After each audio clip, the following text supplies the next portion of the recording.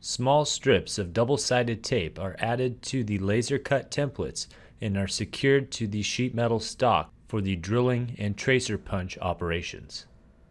Remove the extra material at the corners with straight aviation snips. A number 40 drill bit is used with a drill stop to transfer the holes from the template into the sheet metal stock.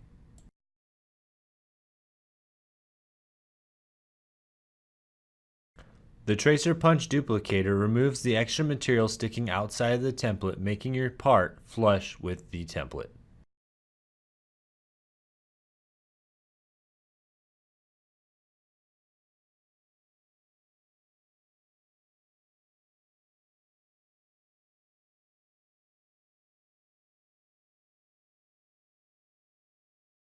After removing the templates, use a DA sander to remove any scratches or burrs on your sheet metal parts.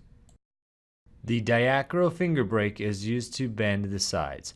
The backstop is set as well as the angle, so it gets repeatable bendable results every time.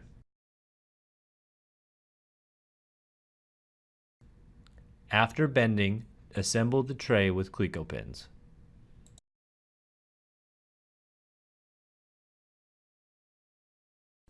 Transfer the holes in the bottom into the sides of the tray. Deburr all necessary holes.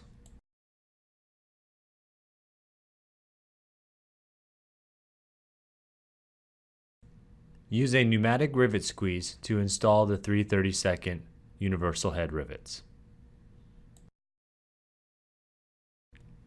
You might have to drill out some of the holes if the rivets do not fit.